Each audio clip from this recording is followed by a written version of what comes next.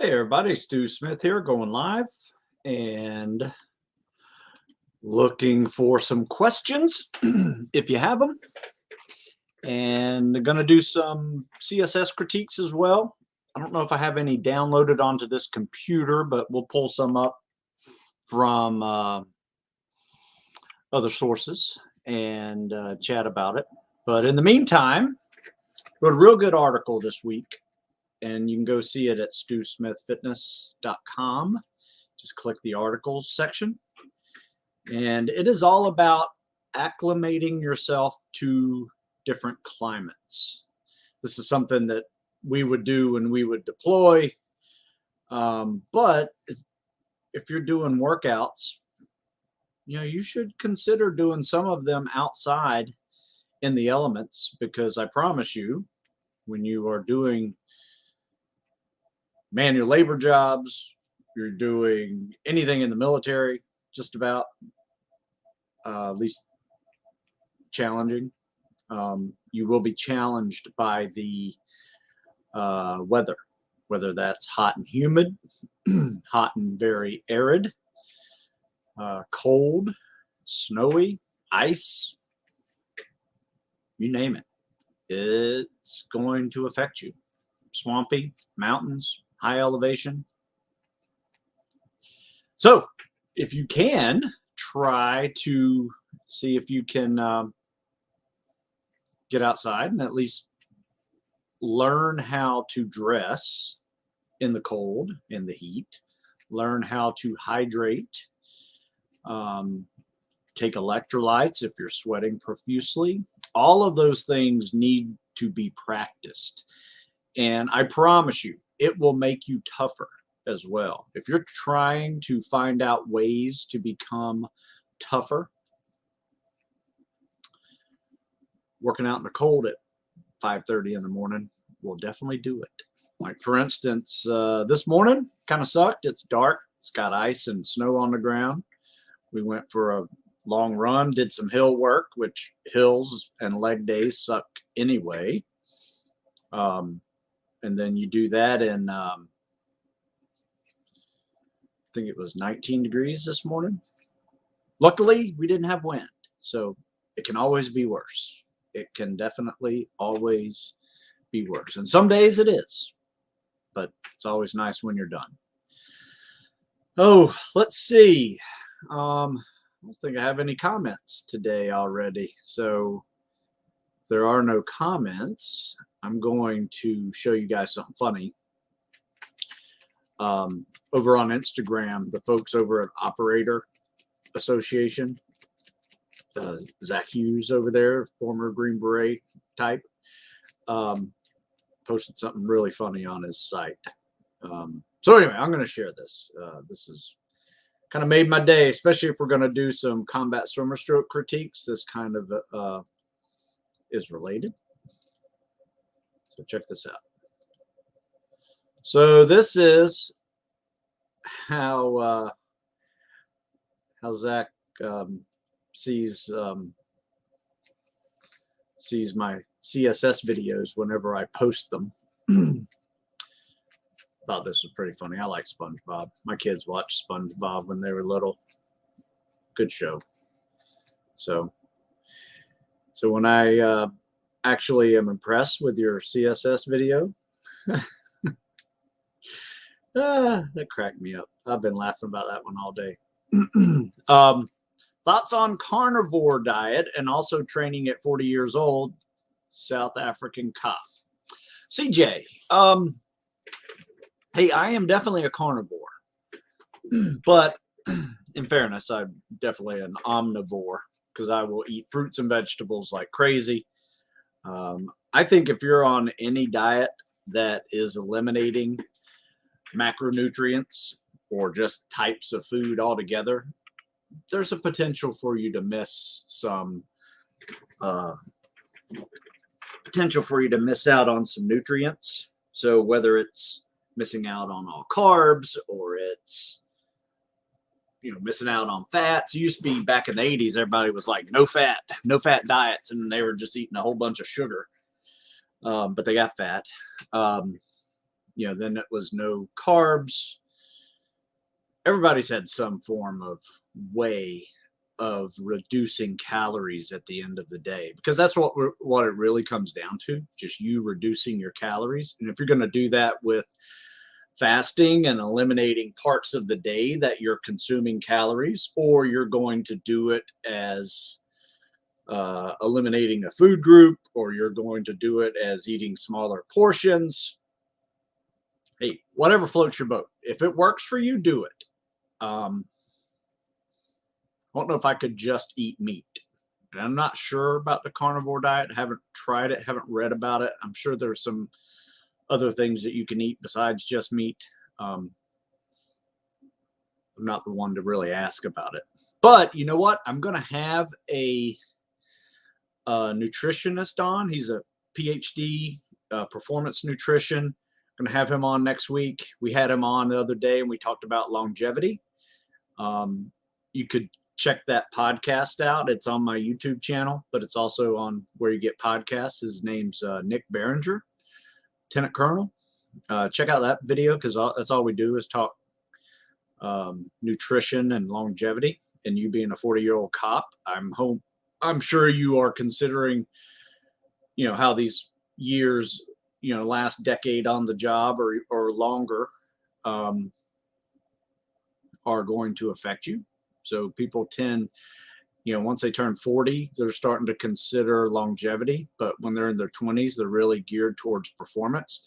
The one thing that is true is it doesn't really matter. Both are masters of recovery is what it comes down to. So if you're focusing on performance, you have to master all the ways to recover. That means what you're eating, what you're, how you're sleeping, how you're training, hydrating, you name it. And, when you're older, it's the same thing. Flexibility, mobility's in there. When you're older, same thing. How you're sleeping, how you're eating, flexibility, mobility, smart training, all of that. So it just changes a little bit different, but the goal, the methods are not that much different. So great question though. I don't know enough about it to really give you a good answer though, is the short answer. Larson, when does lifting part of periodization end, or is it a personal preference thing? It really isn't necessarily preference. It depends on your weaknesses. Like for instance, I have a football player, played D1. He is trying to lose weight right now, and he his weightlifting ended 4 months ago. Like I haven't even had him lift during our winter lift cycle. So it kind of depends on whether or not you need it or not. He's if you combined his bench press, squat, and deadlift together, man, it's like 1,600 pounds. I mean, he is strong as hell. He will be the strongest person at any selection. He just needs to lose 40 pounds and get faster and be a more endurance, muscle stamina machine. So the answer is it depends on where you are, what your athletic history is, and all of that as to if you even need to lift or not. Some people do, some people don't. So there you go. We tend to lift, if I'm making a generic program for people, like kind of what the program we're doing now, we are lifting now. However, we tend to do a more updated version of that. And we do I think I have a copy of it. But basically what we're doing is a 3-week strength cycle followed by a 1-week calisthenics cardio cycle. And it's called block periodization is what that model is called. I didn't make it up. It's just what it's called. In fact, I'm going to put a link to it in here because it has been so good for us that we basically consider this calisthenics and cardio week kind of a strength deload cycle, which helps us kind of recover from some of the strength issues that we're having, come back, hit some muscle stamina, endurance stuff, not that hard. But it's a good recovery, believe it or not. And then we come back into the strength and we're stronger. So it's basically a different form of deload week every 4 weeks. This is the way we're doing it all winter. We've been doing it now. This is our 12th week, I guess 13th week of it. So we'll probably go for 16 weeks. So we got another month. We'll go through February with this strength cycle and then probably start transitioning out of it, getting into more calisthenics and cardio. Great question, though. What type of running shoes would you recommend for a bigger guy? 6'2", 215. I've been in that zone, not 6'2". Hokas are good. I think they're almost too soft. I have a hard time wearing Hokas. I wore them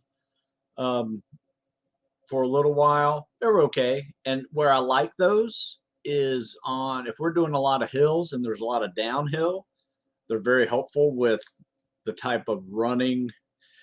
You tend to strike a little bit different when you're running downhill. So it kind of saves you versus a thinner shoe. You know, you may feel it, or you may have to change your stride so much that you're basically walking down hills. Kind of up to you. I have been using a couple of different types for trail runs. I use the Zero drop shoe. It's basically a minimalist shoe. In fact, I'm wearing it right now. The Zero. In fact, you can see it. So for trails and beach, I run on basically nothing. So that's the Zero shoe. But I don't like to run too much on concrete with it. If I'm running concrete, I don't have my other shoes with me. I have the Swiss brand On Cloud that I like. But for a bigger guy, and I put myself in the bigger guy category. I'm like 205 right now. For bigger guy, I have had a lot of really good experience with Brooks Beasts. In fact, I think they're made for bigger dudes. So they're made for kind of like the Clydesdale division of like triathlon training, triathlon groups. So the bigger fellas. So check out the Brooks Beast. See what you think. So let's see. Is there a difference between swimming with sporty fins, the rubber ones I have at my school's pool, and used during swim practices versus rocket fins? Yes. If you've never done the two, you would ask that question. You put on a pair of rocket fins, it is night and day. One, they're a lot stiffer and heavier, and your kicks will be therefore slower. Like with those little rubber ones, the sporties, you could basically do regular flutter kicks and move really fast. They put a little strain on your ankles, not much, nothing like rocket fins or jet fins will. So yes, you need to build up with those sporty slip-on fins. That's kind of I use actually. But you also need to build up your ankle mobility and your leg strength to handle those bigger scuba fins, because they are night and day. Promise you, your ankles will hate you for your first month of swimming with rocket fins or jet fins. Absolutely. Performance nutrition, masters of recovery. Love the direction we're going in. Hey, thanks. Yeah, like I said, I turned around this year and I wanted to do some different things with the podcast. So I'm having some really cool guys on there. I got the upcoming guy. Oh, man, wish I had a copy of his book, By Water Beneath the Walls. Ben Milligan, new Navy SEAL history book. Fantastic. I could go on for the rest of the time just talking about that book, but it is one of my favorites. Most people know Navy SEAL history from like the 60s, right? 62 when they were born. But there is a great amount of history, not only for the Navy SEALs, but for Special Forces, the Rangers, the Raiders, that Ben talks about in his book that the need for all of that started right after World War One, the war to end all wars, in the 20s, where our military was pretty much decimated afterwards. Just funding went nowhere. I mean, I think we were ranked 17th or 18th in the world behind Bulgaria in world military power. So it went to nothing. So there was a need for what they called commando raids and amphibious warfare. And eventually that evolved into, a pre-war footing in World War II, and then post-war drawdown into Korea, then went into Vietnam. It's just fantastic. So you will learn so much about history of the Frogman forefathers, but not only those guys, the Special Forces guys are mentioned in it, and Raiders, and their formation and all that. It is basically a history of how Special Ops came to be. And they don't even talk about the word Navy SEAL until chapter 11. That's how much history is packed in that thing. And if you're a student of history, which I think we all should be, even for a hobby, you will love this book. It is really good. And it's not just a boring history class. It is cool. Individual stories and citations. It is just incredible. Okay, we'll have him on the show as well. Also going to probably have the founder of Go Ruck on the show, Jason McCarthy. That should be an upcoming show as well. And some other coaches. I like to interview other coaches as well, just to learn something, but also share ideas. So any idea how to improve on push-ups? Yes, I got a ton of ideas how to improve on push-ups. I'm kind of stuck at 50 to 55. Goal is hit 70. Where a lot of people screw up on push-ups. In fact, I've written so much about improving your push-ups. I'm going to say you can try this. I have a protocol called the push-up push that you only do for 2 weeks. However, if you're already doing daily push-ups, stop doing daily push-ups, because that will just long-term, it will wreck your volume of push-ups, your ability to do big 1-rep sets. You're just basically overdoing it. So I typically do 3 different workouts 3 times a week.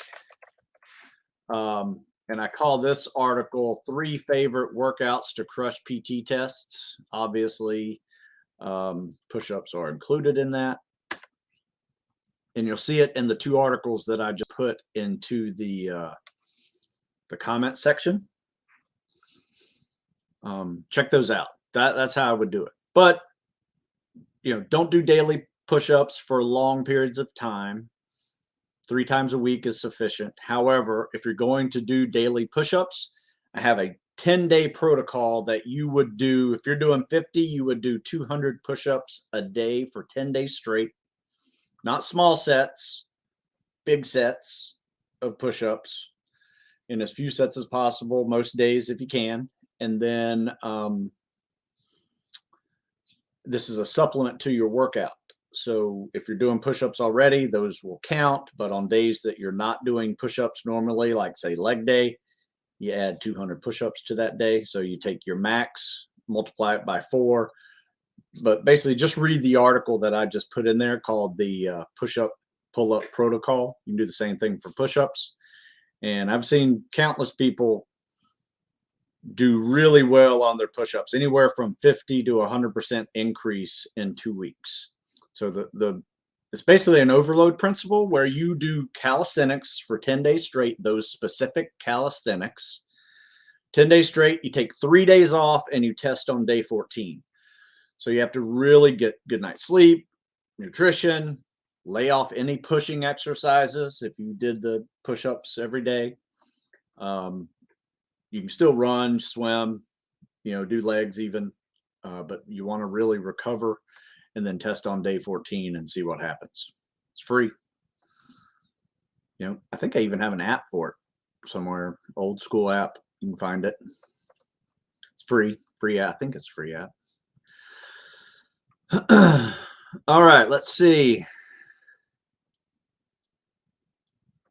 Is it, oh, it's just good question. Is it best to become lean or bulk to get to buds? Well, I will tell you this. You don't want to be too light and you don't want to be too heavy, because that's a burden you will have to carry with you throughout buds. For instance, the guys that are too light are going to do real well in probably your PT, running, obstacle course, probably not a problem unless they're really short. Obstacles, some obstacles for short people are really tough. If you're real heavy, you're going to have probably an easy time under the boats and logs, whereas the light guy will have horrible time under the boats and logs. But you'll probably suck at running, and the O course with your grip for all that body weight you're carrying is going to have to be highly developed. But everybody has a weakness at buds anyway. If you're heavier or lighter, you're just compounding that weakness a little bit when you go through buds. There's going to be events that suck for you because of your size. If you're in the middle ground, so think of it like a big bell curve, that middle ground zone where you are, I don't know, 5'10", 185. That's probably about the middle ground of buds as you can get. I was 6 feet, 195. Probably not one of the biggest guys in there. There were guys definitely taller than me, but I was in boat crew 2. So boat crew 1 were all the tall guys. Boat crew 2 were all the average size guys, 5'11", 6 feet in that zone. We did real well. Boat crew 2 did real well. All right, let's see. But you don't want to be too lean either, because you're going to get cold, especially those first 4 weeks. You don't want to carry around a lot of bulk either, because you could be running your ass off. And so it's a fine line. You can be too bulky, you can be too lean. One's going to have issues. So it's not a magic solution for it. There's pretty diverse heights and weights that make it through buds. So don't necessarily worry about my little bell curve of statistics, because every height and weight has made it through. Some guys that are 5'1" and 125 to 130 pounds have made it, believe it or not. And there have been guys that are, 6'4", 6'5", 220, 230 that have made it. As well as 18-year-olds, which statistically speaking have a horrible chance at buds. So grip training for pull-ups, obstacle course. Yes, you need to do it. So let me change this question here. You need to do it. You need to hang. You need to do farmer carries. Whatever activity you can do. Deadlifts are a good grip exercise. Weighted pull-ups. You definitely want to work your grip. Rope climbs, great one. Let's see. Stu, I sent a video of CSS to your email. Could you give it a quick critique? Been practicing about 3 months. Well, if I can download that thing to this computer and critique it, I may critique it live for you. Look at that. I see you. So I will download this, and I may share my screen, and we'll try to see. Some reason right now it's taking a little while to download. It's a big file. But yeah, I can do that. Let me see if there's any other questions here.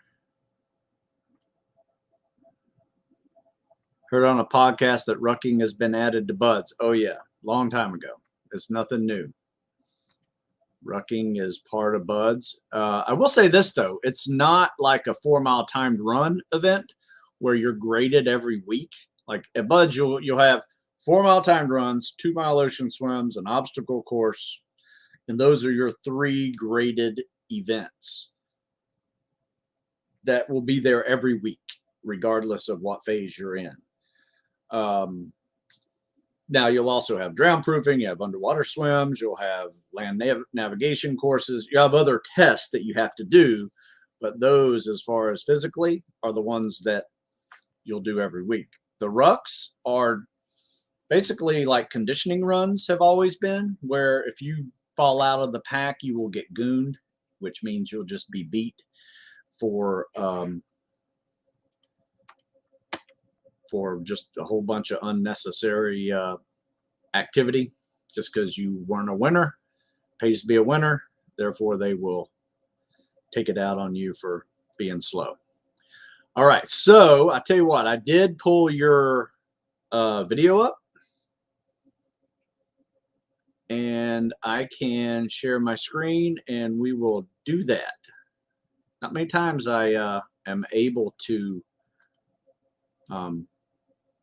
do that live. Somebody actually email it to me. I've never seen you swim, so let's see what it looks like, huh? Let's see what's going on here. Why can't I get this thing going? All right, here we go. Kick off the wall. Not bad. That's actually really good. Good transition going into the stroke. Didn't lose any momentum. A lot of people do. Top arm, bottom arm, kick, 1 Mississippi, 2 Mississippi, pull. That's really good. You could grab water a little better. And I'm going to stop it. So when you grab water, notice this top arm. See that right there?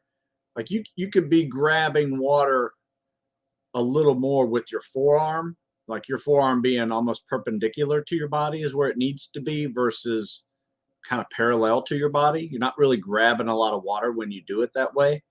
So this is what is called the freestyle catch you need to learn and apply it to your top arm pull, right? Like, see, it's just not grabbing a lot of water. It's not bad. And also when you do this, you need to keep your feet together too. Just quit like letting your feet float around. Another option is to, when you hold that glide right there, see how you're on your side 100%? It's not bad because you're underwater, but if you wanted to, you might be able to get a little better pull and more of a freestyle catch. If you just rotate during your glide, rotate over about 45 degrees, and then pull that top arm, kind of grab more water, go a little deeper with it. And you may feel a difference in your pull when you do that. So it's just rotating over just a little bit. This is really good. I am nitpicking you with this critique here. Could turn around a little faster, but I know this, you're just kind of relaxed swimming. Top arm, bottom arm, kick. Your kick could be a little faster too. See how it almost looks like it's going in slow motion when you bring your knee up? Bring your knee up and then whip kick it shut. Boom. And keep them shut. See how you kind of over kick it right there? Like you're not really keeping your feet together after you kick. Like your feet should be together right there, but they're just kind of flopping around. So you want to keep your ankles touching. That's not bad. It's slow. I will say it's, let me see here. Looking at two. Okay, you kick off on 3 seconds. This takes you a minute. Let's see. Right there, say another 4 seconds. This takes you over a minute to do, so it's slow. You need to pull harder, you need to kick harder, and grab more water when you pull, kick with a little more force, and everything else looks pretty good. I think you need to pull harder, kick harder, glide faster. Don't overglide it, but glide faster, and you'll pick up some speed there. But that was really good. As far as technique goes, you have the timing of the stroke down. Looked really good as far as that's concerned. You just need to clean up a couple areas, maybe pulling a little better, kicking a little harder, put a little more effort into that. Shouldn't look like it's in slow motion. kick and push. In fact, I'll show in a minute. I'll take a few more questions, and then in a minute I'll take you over to my TikTok page and show you some really good fin and without fin kicks. Hey Stu, long-time listener, love your stuff. Thank you. I often listened to your conversation with Don Shipley a few years ago. Yeah, that was funny. He's the man. Love that guy. Yeah, Don Shipley is a lot of fun. He is one of the funniest people I have met and been able to work with him a few times, and he is a true professional.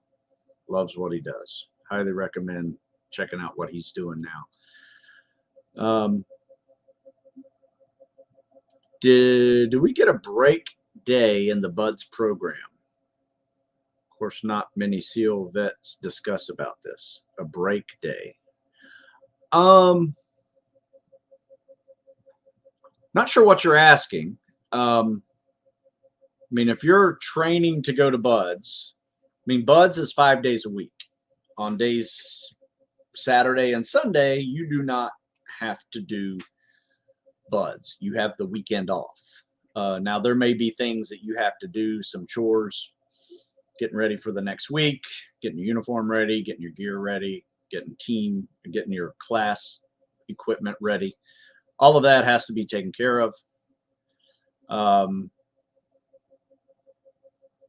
What else?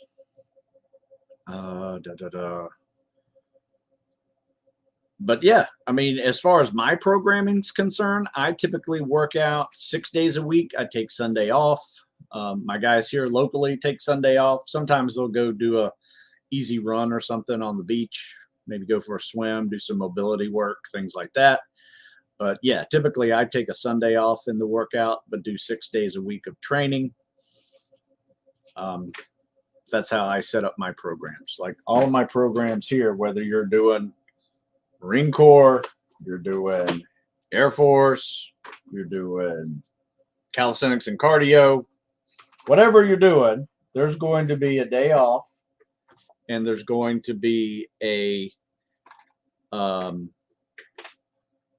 mobility day also, which is really my mobility day for guys going spec ops or technique days. So we loosen up the hips, loosen up the shoulders, loosen up anything that's achy, get a little cardio in there, and then we top it off with events in the pool that will be challenging for you in your future. Treading water, underwater swims, life-saving, underwater knot tying. We just call it a technique day, and it's a really good one for that. So do the drown proofing workouts. In fact, if you want a fun drown proofing workout, if you haven't seen me do this one yet, you got to check out this article. I'll put it in the description below. You guys can check that out on your own, but it's just a fun little workout. It basically takes the drown proofing test and mixes in a 100-yard swim in between each event. So now each event you're a little bit winded. It's hard to catch your breath, whether you're doing a float or a bob after swimming 100 meters pretty hard. Oh, let's see. Thanks for all the material put out. Been helping guide me better shape. Thanks, Reef Turtle. Tips on feet recovery when increasing mileage. Great question. Make sure your shoes are perfect. What I mean by that is that they're just supportive. I do a lot of massaging of the feet. I don't like to bend over and massage them with my own hands. It just, sometimes that mobility isn't there post run, but I will, get a foam roller, massage them. I will do lacrosse ball, kind of lightly massage them. And that helps a lot, tremendously.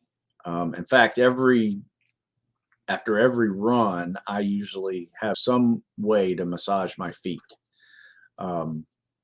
So that's how I do it. And it's very helpful. It helps prevent some of that plantar fasciitis that is very common.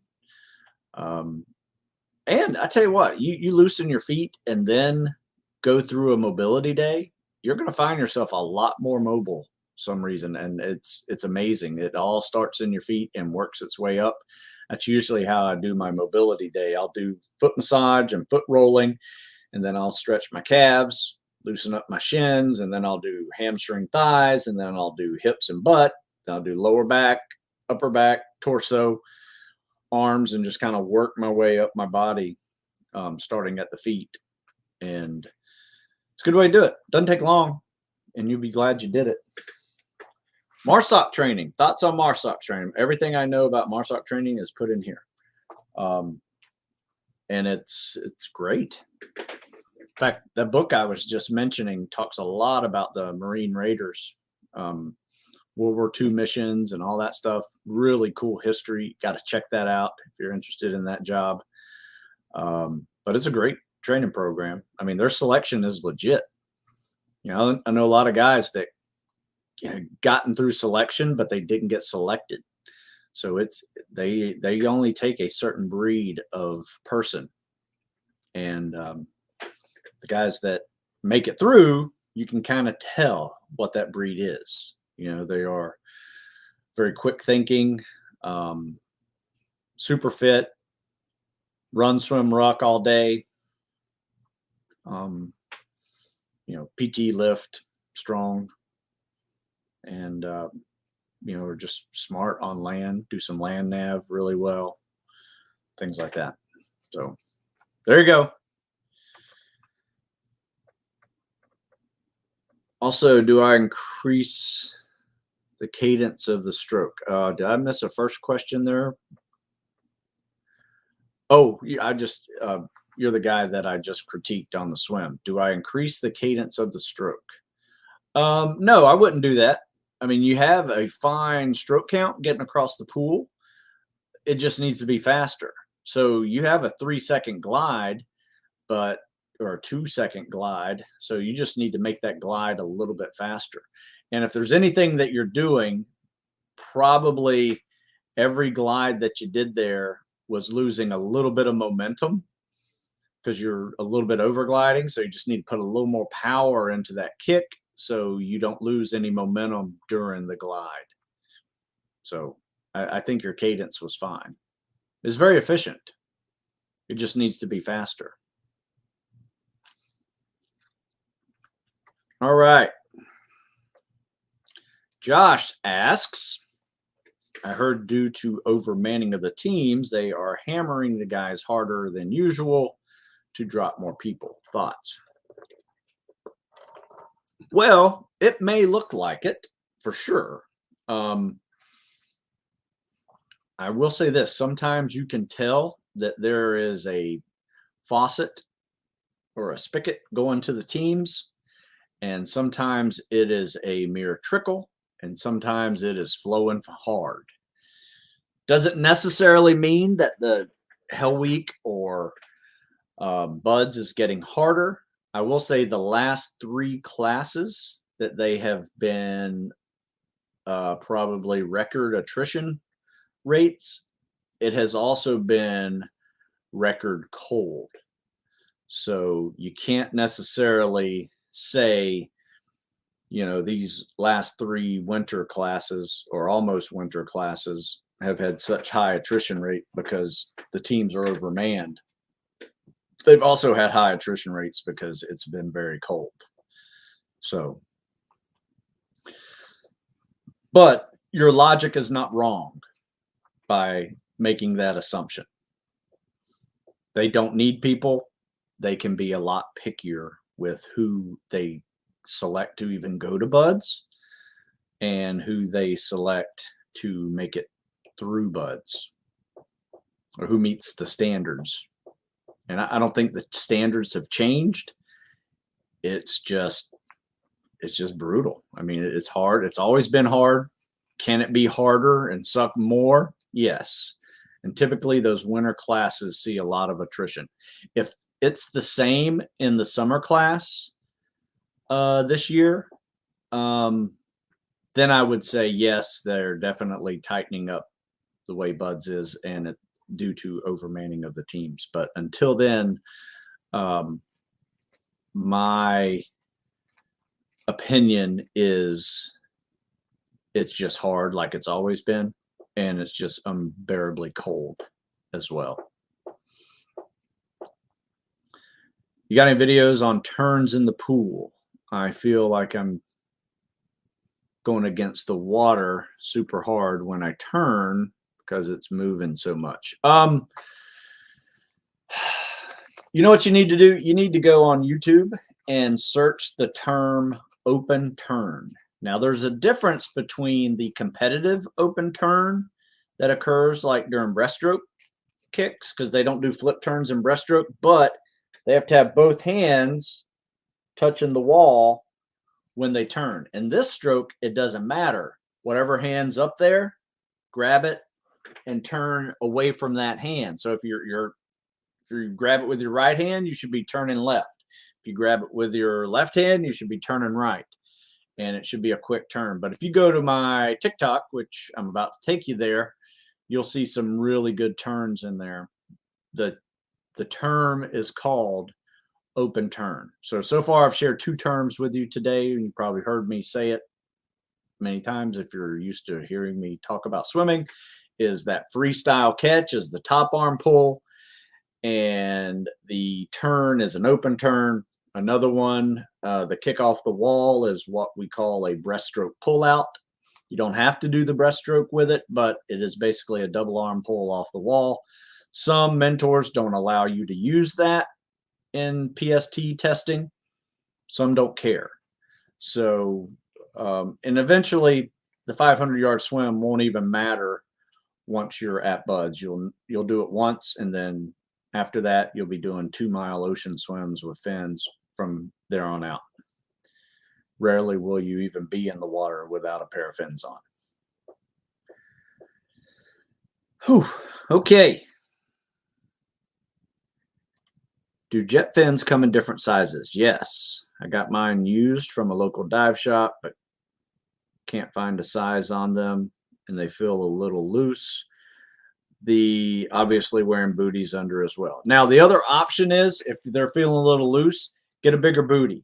Get one of those booties that actually looks like a shoe, where the bottom side of your foot is a thick sole. That might eat up some space for you in the boot. But yeah, usually the sizes are on top or underneath on top, and they may say L, XL, super as a super XL. If they're super XL, that's the biggest as they got. So it may just say super on it. And if you're say super on them, that's you got the biggest one. So you may need more. You may need more booty for put on your feet. Can you breaststroke kick in the PST also? Yes, you can. I got many people. In fact, if you go to the TikTok page, which I'm about to take you there, you can see people doing it with breaststroke.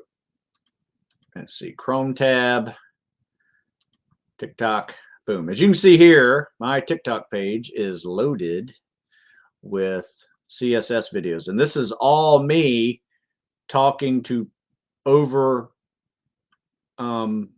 basically I'm just talking about CSS and what people are doing right or wrong in here. So I don't know how many that is, but I'm guessing maybe over 100. Let me turn this speaker down. Let me see if I find, here's this one says near perfect CSS. So we got a good kick off the wall, decent double arm pull, transition into the stroke. See how he kind of rolls over a little bit during the glide, but he doesn't roll over too fast during the glide or during the kick. A lot of people screw up rolling over in the middle of their kick and kind of screw that up. So you want to kick first on your side, and then while you are gliding, you kind of roll over on your belly. 1 Mississippi, 2 Mississippi, pull. Yeah, this is good. And I think his total time here was like 47, 48 seconds. So that's not too bad. Let me see what this one is. Might be the same dude. Yep, the same dude. Let's see.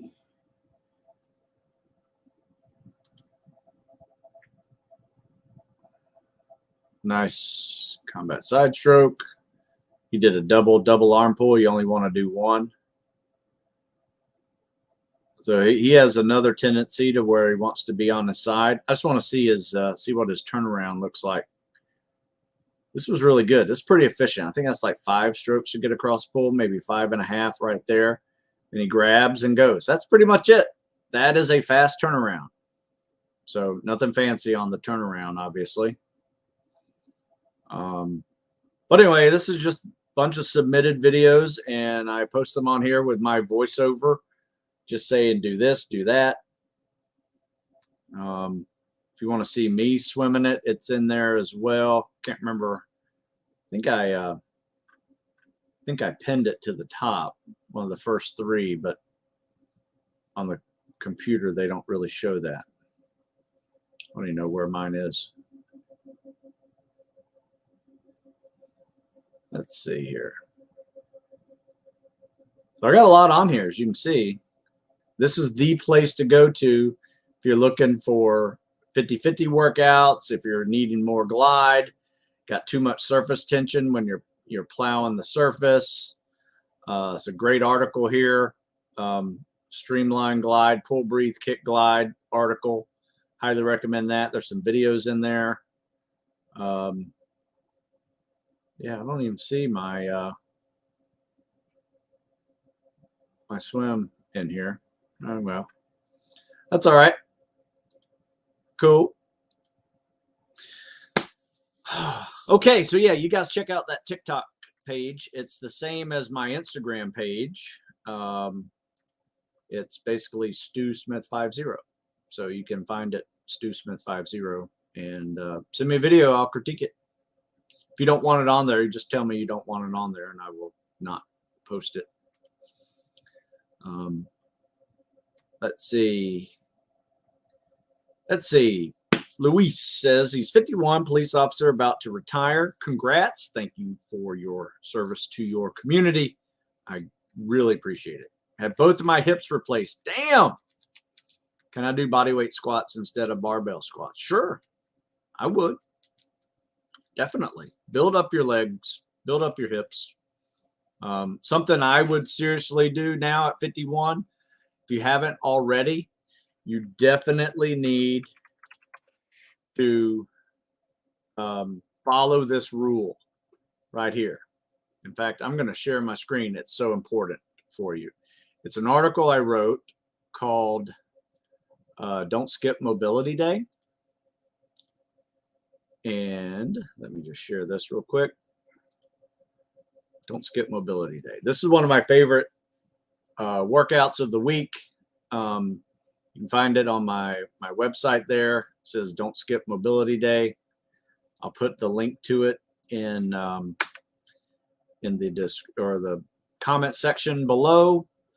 But yeah, this is important right here. I mean, and all it is it's 5 minutes of non-impact cardio. So bike, elliptical, rowing, even walking if you want. Sometimes I'll even do it in the pool and just do 5 minutes of swimming. And I try to get like 300 meters in 5 minutes. So meter per second. Pretty challenging. But it's a yard per second pace or a meter per second pace. And then you do 5 minutes of stretching, foam rolling, or massage tool. It's life-changing. Use some of these tools like here. This is what I use on my feet when I'm massaging my feet, these little balls, half ball things. Very helpful. Then I get in the water, I tread water, I run, do some side legs, high knees, Frankenstein walks. Woo! Incredible. Incredible. I'm telling you, this is life-changing. It's in all my latest books too. And if you you're over 40, you definitely want to see the Tactical Fitness over 40 series, because it is that important for you. So it's basically, there's an article I wrote called New Rules, fitness in your 40s and 50s, and it can be hardcore. You just got to really focus on your nutrition, your recovery, your sleep, de-stressing, mobility and flexibility are all part of it. So great question. I hope that helps. But yeah, follow that mobility day thing. And if you're really beat up, maybe do a whole week of mobility days. It's really good.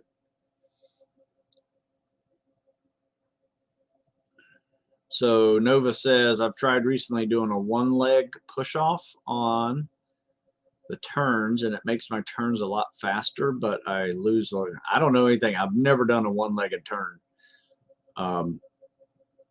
Yeah, you need to just touch the end, put both feet up there, turn around and go. And it's like you're trying to slam a basketball underneath the rim with both feet, jumping from both feet. You want to put a lot of power into that wall, because you will never be faster than those first 8 to 10 yards off the wall in a 25-yard pool. You're going to start slowing down, those last 15 yards, because that momentum off the wall is very powerful. So utilize it to your best of your ability. Stay underwater, stay streamlined, stay fast. Soleus injury right before prep. Ow, dude, I don't know. That's a tough one. I mean, that soleus goes right into the Achilles. So if it's up high, I would probably avoid stretching it, because stretching probably is what caused it. Maybe running up a hill or doing a box jump, something like that.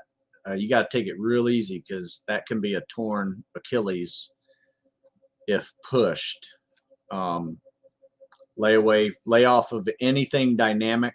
Hopefully it doesn't hurt just to jog, maybe run 1.5 miles like you're going to have to do at prep. That's a tough one. You might want to go see a doctor on that, or at least a physical therapist, to help you come up with ways to recover. My suggestion would be,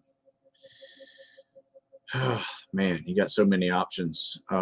Compression, some massage, foam rolling.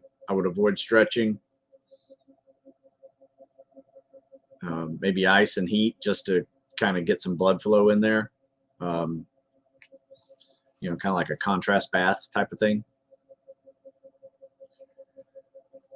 All right, let's do a few more questions here. Is there a 10-minute break after the swim, and then the rest are 2-minute breaks?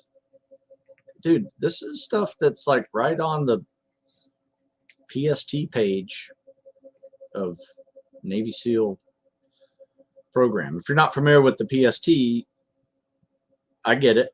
First time into this journey, but it's out there. You can find it. Yes, there's a 10-minute break after the swim. You have 2-minute breaks after the calisthenics. Then you have a 10-minute break right before the run after the pull-ups. But that is a class in Initiative 101. You can find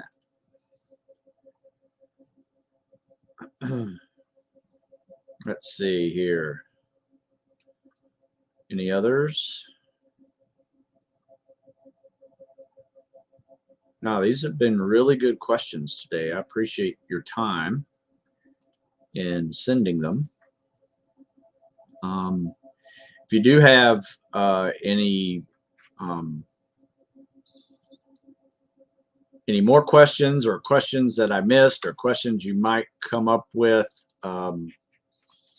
later, send them. You can email me, especially if I missed your question. Please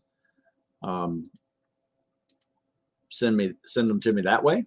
I'm happy to suggest, come up with an answer to you, or at least suggest my opinion. Also, if you go to stewsmithfitness.com, use that compete 20. It's compete 20, not compete 25. Let me fix that. Compete 20, not compete 25, will save you 20%. I just screwed that up twice. So yeah, I got a 20% off deal, not 25% off deal. Sometimes I'll have a 25% off deal, but compete 20 saves you 20% at stewsmithfitness.com. I do appreciate your time. Let's finish this off. If there's any final questions here. CJ says, Jake Zwig, I know Jake, suggests getting a construction job to build up grit. He's not wrong with that. You can get any job. My suggestion is just stay outside and work. Do your workouts outside. The thing is this: stay busy, because whether you're a student, and you're mixing in workouts on a busy schedule, playing a sport, whatever that is, just stay busy. I think a lot of people go wrong is they don't quite have a busy enough schedule, so their overall work capacity is low. Because I promise you, there's no hour and a half long gym workout that's going to prepare you for a day of spec ops training. Even though these workouts may take an hour and a half, maybe 2 hours, you got to still do other stuff. You need to be on your feet. You need to be doing stuff. You need to be living. If you're taking 2 naps a day and sleeping 10 hours a night, it's kind of too much, right? You need to be doing stuff. So that's all I'm saying. What to do if your lower back gets tight while swimming or getting painful more? I don't know. Usually your back doesn't get too tight unless you are really working hard on those flutter kicks. Sometimes I've seen people get cramps in their lower back because they are just motorboating with flutter kicks. And if you ever try laying on the ground and doing little flutter kicks, you'll feel it right in the back, and you feel it in your butt and your lower back, all those muscles really firing. That's what's happening in the water, just a little less due to gravity, but you have the resistance of the water that's adding to your feet moving, which are going to tighten your lower back muscles. So my suggestion is maybe kick a little less, pull a little more with your arms, and see if that helps. Thank you guys for listening. I appreciate it a lot, and look forward to checking out some of my new podcasts coming up this week. We're going to have a great one with a Navy SEAL historian, as well as a couple more coaches this week. Last week we had some really good ones. Had a Navy SEAL instructor on last week, Joe Kaufman. Had an old aviator, naval aviator, F-14 pilot on. He's fun. Had a nutritionist on. And we had did a 2 through and after with this lady who is a doctor, grew up in Compton. I mean, a really crazy story of growing up with drug addicted parents in Compton, and victim of a drive-by shooting when she was 8 years old, I think, maybe a little older. But she wound up becoming a doctor, joining the Navy, serving. Great lady, great example for, you think your situation's bad, there are people pulling themselves out of deep situations. So don't get down on yourself. Keep moving forward. And until next time, guys, thanks for coming. We'll see you later.